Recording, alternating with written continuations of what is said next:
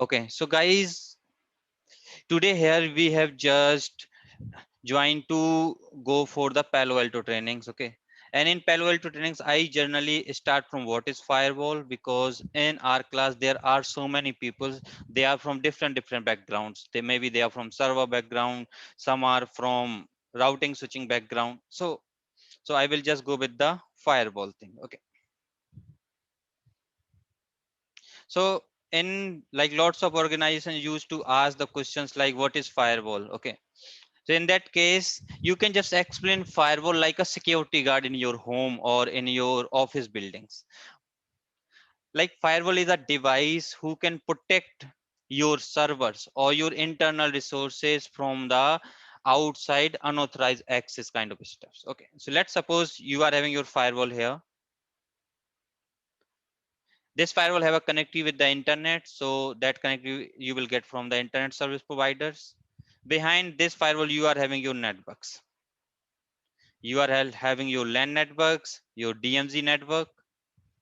In this LAN network, usually you have your users, or we can say employee systems are there. You have a DMZ. In DMZ, you generally have a servers. These are the internet facing servers. Server 1, server 2, server 3, like that. You are having few servers over there. Okay. Now whenever any PC from, we can say, from inside network, if he's trying to access anything over the internet, maybe he's trying to just open the Google, or maybe he's just trying to open the Gmail, or maybe he's just trying to open the Facebook, right? So whenever any user initiate a traffic towards the outside network or towards the internet, what it will do, that traffic flowing through the firewall. Now what is the job of firewall? Firewall basically inspect your traffic. Firewall basically control your traffic, control the access. Controlling means what kind of traffic you want to allow through your firewall. Let's suppose you are having, this is your PC1 and this is your PC2. Okay, now this PC1, if he wants to access Google, and on your firewall you have just written one rule, actually rule, we can say, or we can say ACL or policies. If you have written any rule or any policy on your firewall, like if traffic coming from this PC and going to Google, just allow it.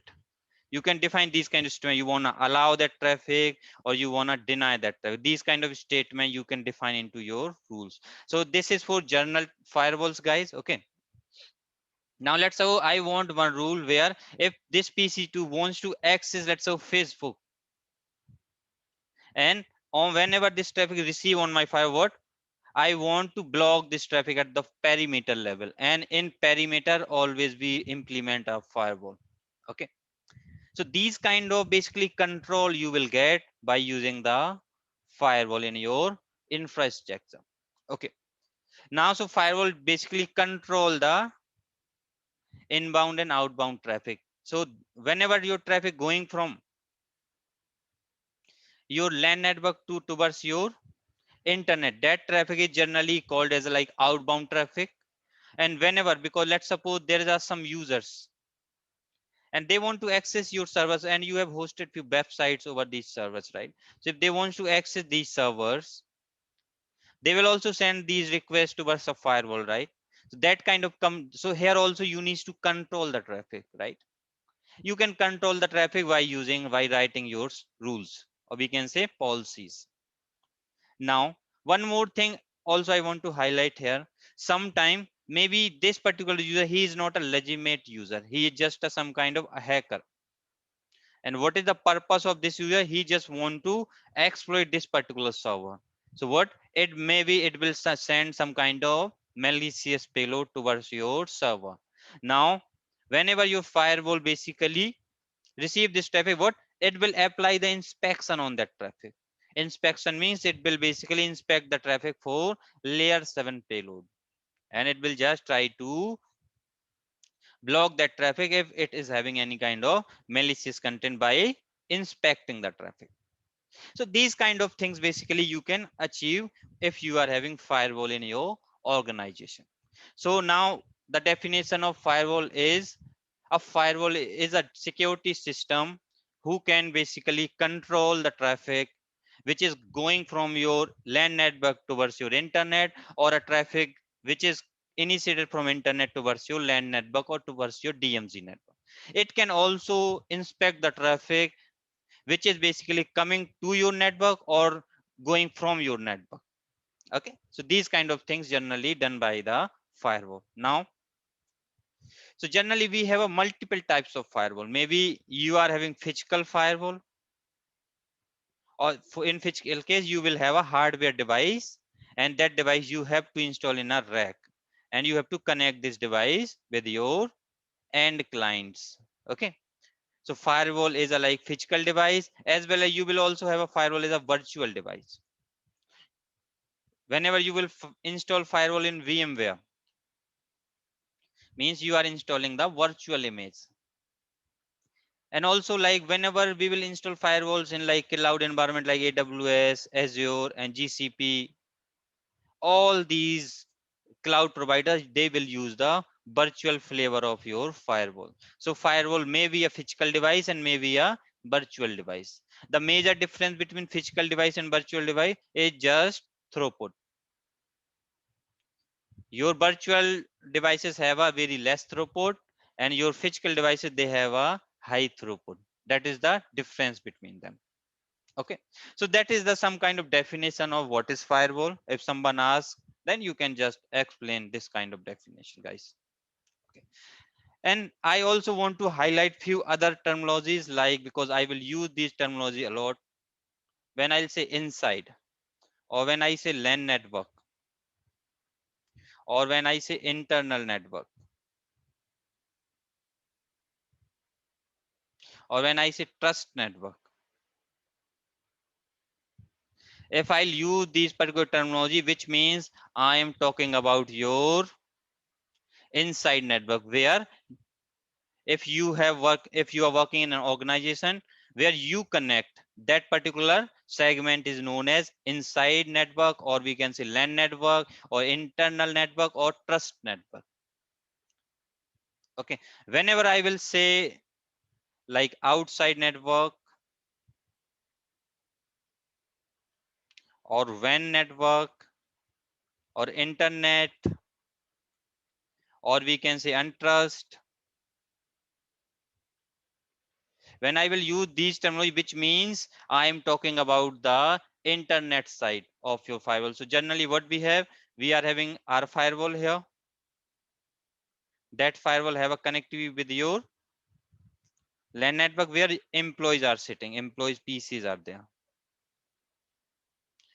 Firewall also have a DMZ segment, and it also have a like outside segment where it have a connectivity with the internet service provider.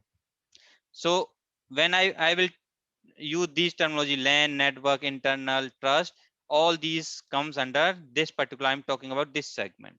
Whenever I will say outside, WAN, internet, or untrust, which means I'm talking about the outside network. Whenever I will say like DMZ or a server zone, that time I'm talking about my this particular segment where I am having my internet facing server. Okay, so you just remember these particular terminology, because I will use these terminologies a lot during your session. One more thing I want to highlight here, guys. I want to also tell you what is ingress and what is egress. So let me just draw one diagram here. I am having my firewall here. I am having one server, and I am having one system over there. They have a direct connectivity. Okay, this particular system having IP 10.1.1.100. This particular server, it's an internet facing server, so it is having some public IP address, which is 151.7.100. Okay, now whenever this PC initiate any kind of session toward this server, so whenever my firewall receives a traffic, okay, so my firewall is receiving the traffic into this interface, which is Ethernet 0/1, and this is Ethernet 0/0. So my firewall receiving the traffic into this interface, which means this is the ingress interface for this particular traffic. Now because the traffic is going out from this interface, right? So this become your egress interface for this particular flow. Just remember this ingress and egress, because when I will explain the packet flow, I will use these terminologies, guys. Okay. So that's why I just want to mention here. Sometime I will also use to, because like I'm working with multiple firewalls. So sometime I will say I will write the ACLs, or I will write the rules, or I will write the security policy. Which means if I'll use these terminology, the meaning are similar. Whenever you will write the rules, or whenever you will write the traffic allowing rules or denying rules, this thing is known as ACL in case of Cisco ASA. If you are working in Cisco ASA, you have to write the ACLs. If you are working in Checkpoint, you have to basically write the rules. If you are working in Palo Alto, Palo Alto basically use security policies. It's not proxy, it's policies. This is for Palo. Okay. So these are the similar thing, guys. Don't be confused with these terminologies. Okay. Now, let me just move forward. What is stateful inspection? Okay.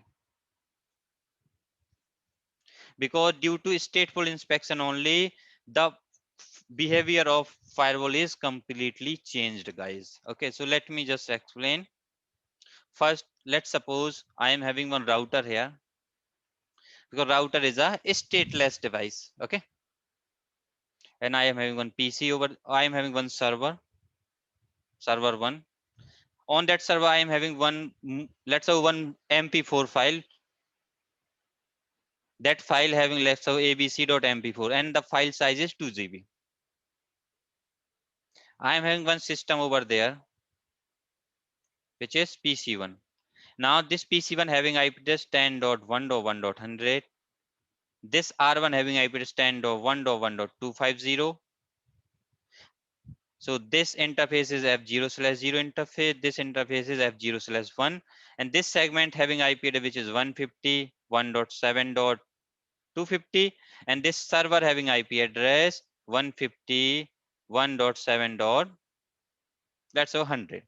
This is the IP address which we are having here. Okay. Now what happens, guys? Now this PC, what he want? He just want to download this particular MP4 file from this server. So what it will do? He has just initiated the HTTP connection towards this server. This is the HTTP request packet. Okay. Now, so whenever this particular request packet is received by this particular router, so router receive that request into F0/0 interface, right?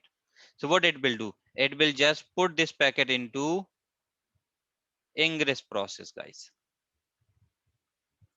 Okay. It will just process the packet at the ingress interface level, right? It will increase the counter. Let's suppose router is receiving the fragmented packet, it will do the IP reassembly. It will also run the CRC, these particular checks. Okay. All these checks has been also performed by at the ingress level. Okay. So the thing is, whenever router receives a packet, what it will do? It needs to process the packet at the ingress interface level.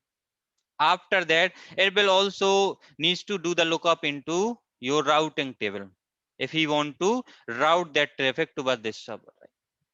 It also needs to do the lookup into MAC address table,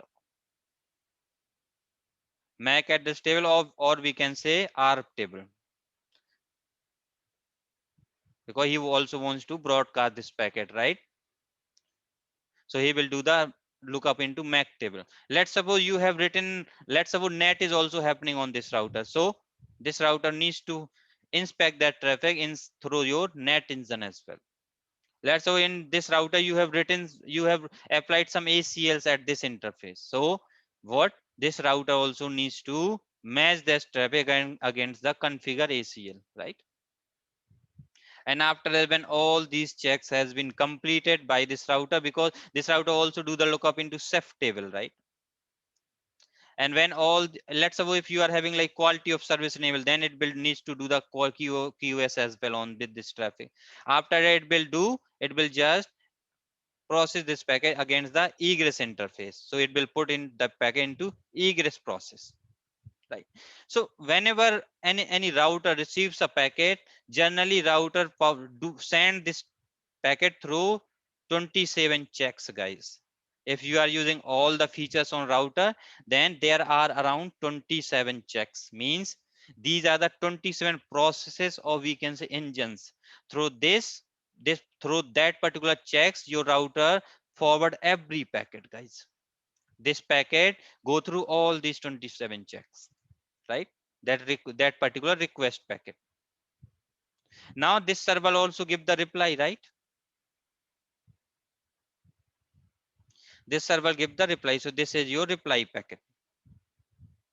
Now whenever this router receive this reply packet, what it will do? It will again process this packet against all these checks. Or we can say it needs to send the packet through your ingress interface engine. Then it will needs to send that packet through your routing engine. It will also send that packet through your net engine, through your ACL engine.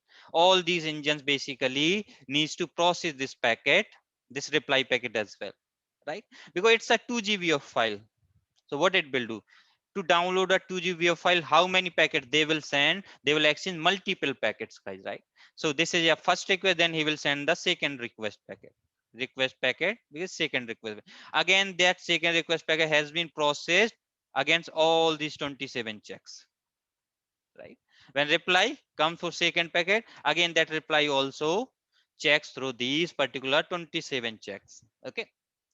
So what happens now? Because router needs to send these particular every packet through these 27 checks. So whenever all these 27 processes basically process your packet, they will need some time, right? They need some time to process the packet. They need some time, and they also need some kind of resources, guys, right? They need some CPU, they need some memory to basically process these packets. So the thing is, if you see, because every time they need to send a 20, they need to process these 27 checks, so there is some kind of processing overhead, right? And also there is some resource utilization is also happening in case of router, guys, right? Because router is a stateless device. Router is a stateless device. Now what I will do, now I'll go into your stateful inspection. In case of firewall, when we have a firewall here, how your firewall handle the traffic. Okay, so let me just draw a new diagram here, guys. So here I'm having my firewall, any firewall, right?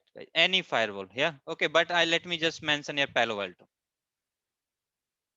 This is my Palo Alto firewall. I'm having same PC, I'm having same server. They are this PC having IP address which is 10.1.1. Let me just put the IP here, guys. I put the IP address here in small. I will put the IP address which is 10.1.1.100. This interface of your firewall having IP address 250.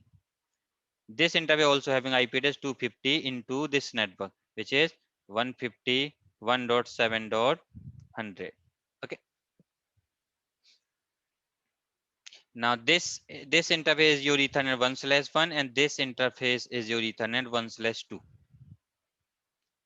Now same file. This server hosted over the web server, so it's hosted over TCP/80, and this server having the same 2 GB file of, let's say, abc.mp4 file, which is a 2 GB of file. So now what happens? Now this particular PC wants to download this particular file from this server. So what it will do? It will just initiate a request. I have just bypassed few like TCP states and other things. I am directly writing here that it will send the HTTP request. This is a first packet. So whenever this HTTP request reaches to this firewall, so what is the content is available into this HTTP request? Let me write here. So it is having source IP address which is 10.1.1.100. Source IP. Destination IP address is 151.7.100. This is the destination IP. Source port is any random port 1 2 3 4.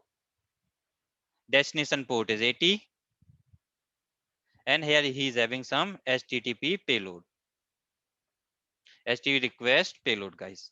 This is the information of you of this particular request packet. Now when this request packet reaches to the firewall interface, which is Ethernet 1/2, what this firewall do? It will basically put this particular packet into ingress process, guys, and it will just process this packet against the ingress checks. What are these ingress check? I'll explain you guys, don't worry on that. Okay, so it will just put this packet into ingress process, and after what it will do, after it will this particular packet also go into one of the state, which is your connection, or we can say session setup state. Just remember, session setup state. I'll explain you what is that state, don't worry. So first it will put into ingress process, then it will send that packet for the connection setup state, and in that state basically your routing checks happens, guys. We can say routing lookup happens, your net policy lookup happens, net policy lookup happens, and your security policy lookup happens.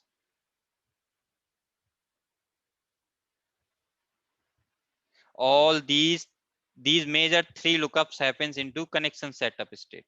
When your packet is processed through ingress process, then when your packet go through with all these connection setup state like routing lookup completed, net policy lookup completed, security policy lookup completed, after that basically what your firewall do, firewall basically put this entry into a table, something called like connection table, or we can say session table. So what it will do, fire will put the information regarding this particular flow into the session table. And what are the information it will save into the session table? It will mainly save the information which is your source IP address, destination IP address, source port, destination port, protocol, and your zone information. These are the 6 tuples it will basically save into you into the session table for this particular flow, guys. Okay, so after that, when this connections is or that session table state has been completed, after that it will basically send that packet for your egress process. There are a few other checks, I'll explain you later. Okay, after it will just process that packet into your egress state, we can say, where your packet is just exit out from your exit interface. From this interface, after that your packet is exit out and reach it to the server. So this is your HTTP request one packet. Now what, this server sends the HTTP reply, right? So it will send the HTTP reply packet.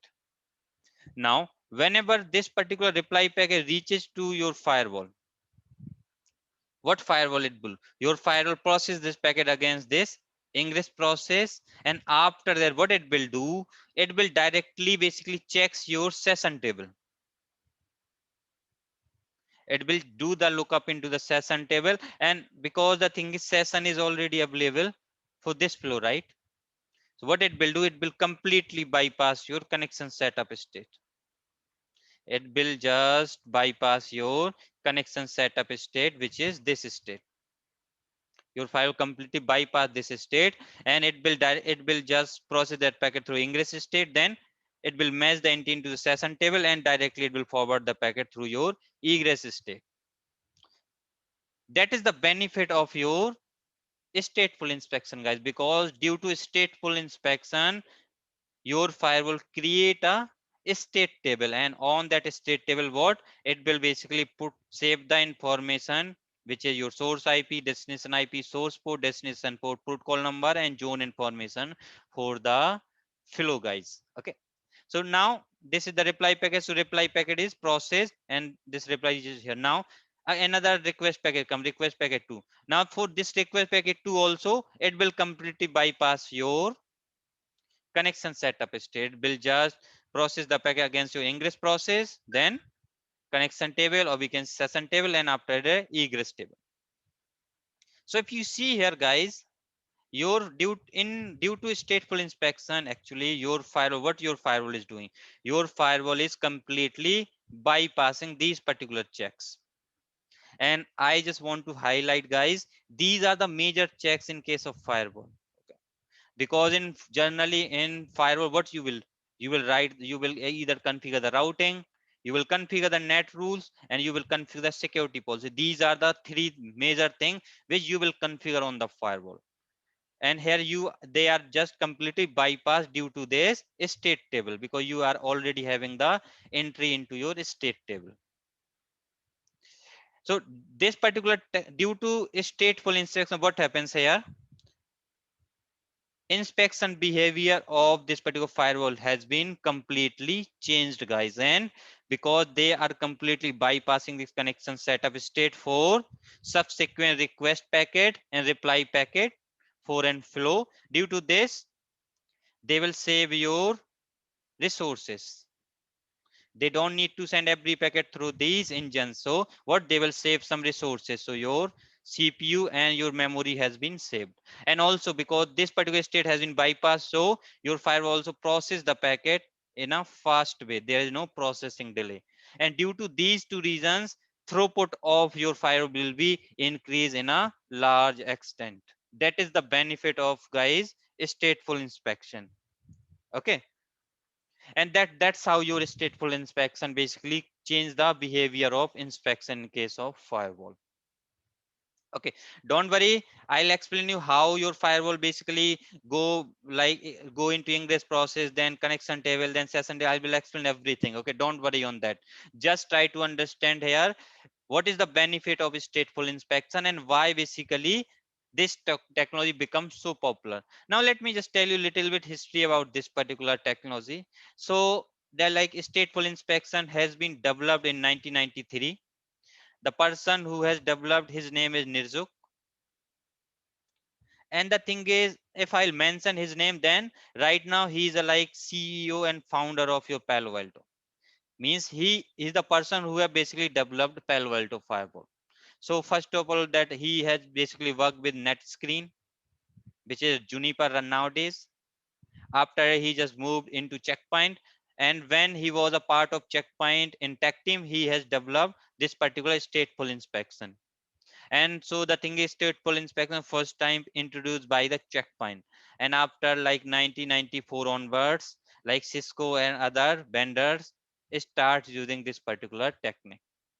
Okay, so that person basically is the main person who has developed this particular technology. And after that, Nirzuk basically have come into 2005, and he has just launched the firewall, which is your Palo Alto firewall.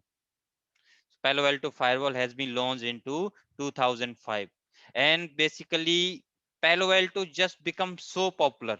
So let me just take a help of one of the diagram here guys, where why it become so popular. Let me just,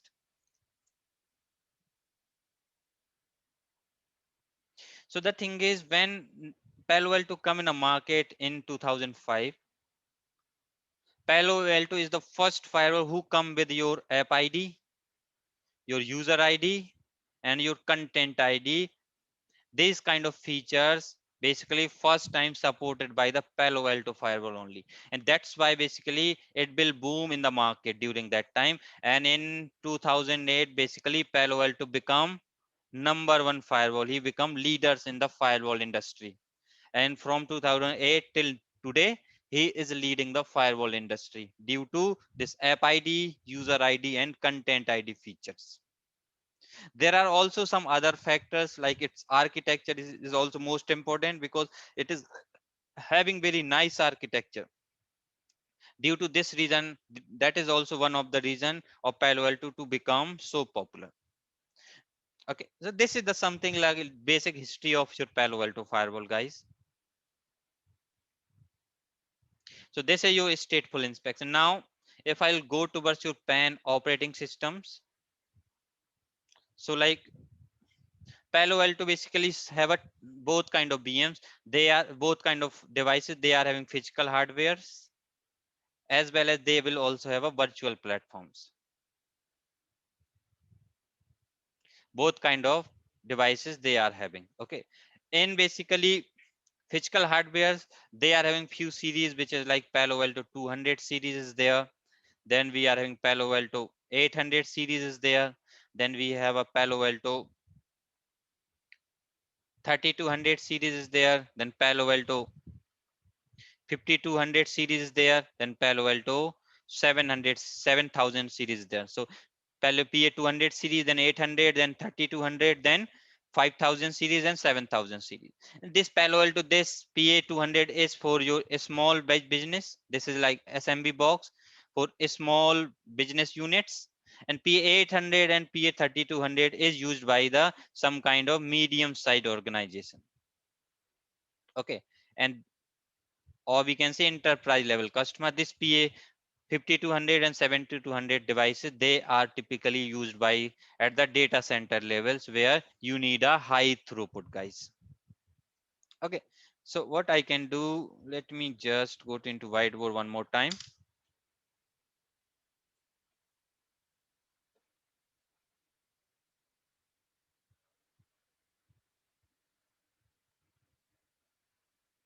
So if you guys want to remember all these things, basically this is the one of the Palo Alto, that 500 series not there nowadays. It is end of life.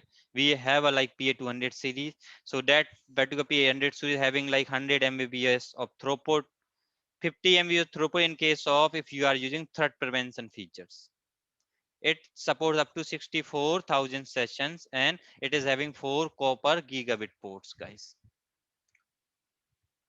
And it is used by the small business units. We can say if you are having a like employee size of 1 to 1000 or 2000 like that, then you can go for this particular solution, guys. There is a one more series also there. This is for your medium size organization where we are having PA 3200 series is there. That series is also end of life. So right now we are having 30 to 20, 30 to 60, 30 to 50. These are the series and they will have a some kind of throughput and all. You don't need to remember all these throughputs and other things, guys. Okay. You don't need to remember at all because these things will change. You can just, you only need to basically check the document for that. Whenever you are designing any solution, just check the data sheets for this particular thing because sometime Palo Alto change some hardware, some kind of escalator hardware they will change in a backend. In that case, that these change, these things will vary, guys. Okay. And after you are having like PA 5200 C 5000 series where like 50 20 50 50 and 50 60 is there. So these kind of series are also there. You don't need to remember at all these series. Okay. Apart from these hardware boxes, Palo Alto also have a support of your virtual boxes, guys. So in VirtualBox, it basically have a support for your AWS VMs. In Azure, you can also install Palo Alto VM. In GCP, it will support almost all kind of cloud service provider. They will have a Palo Alto images, guys. And you can also run these virtual appliance into your EXI environment.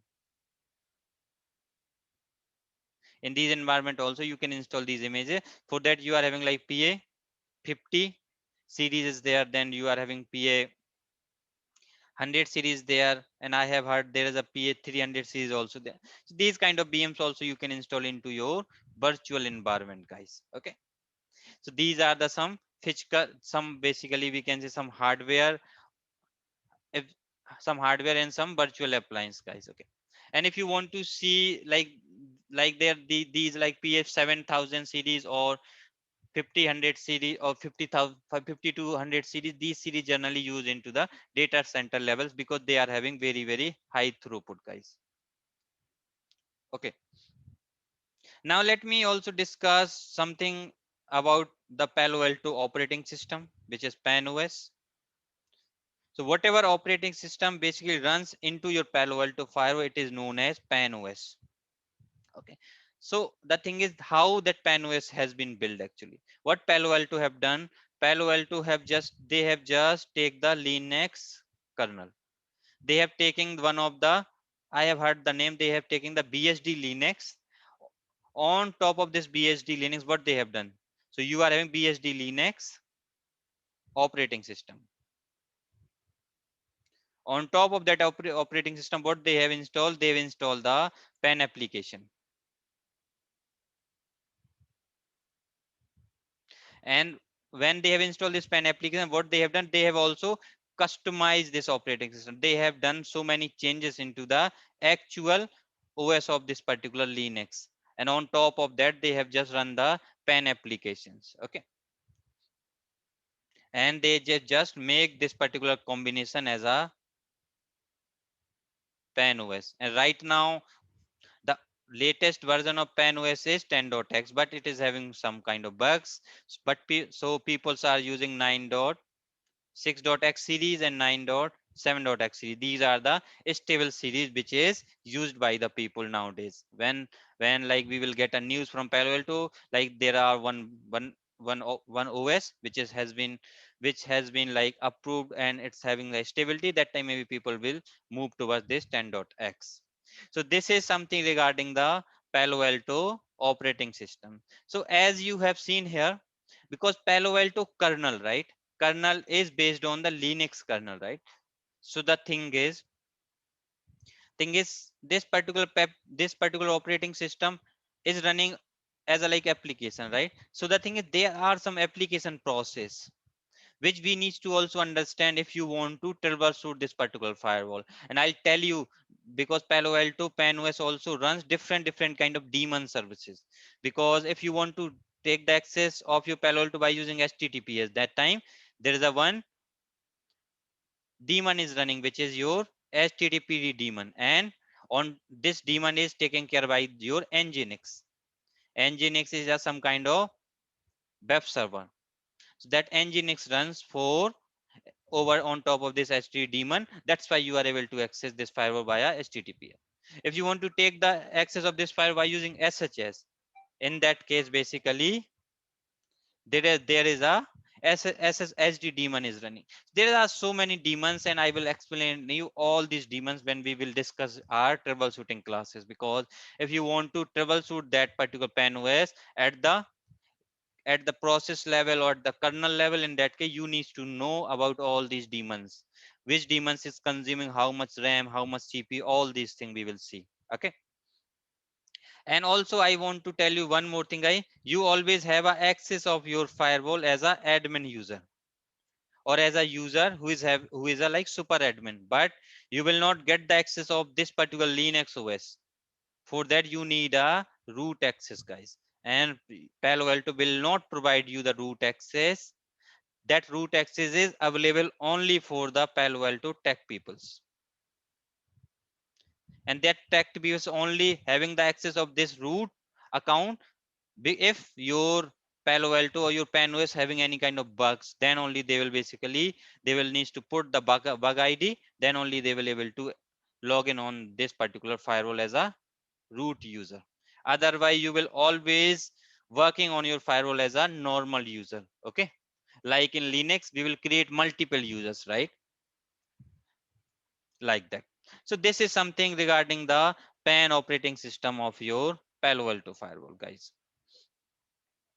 Now, now let me just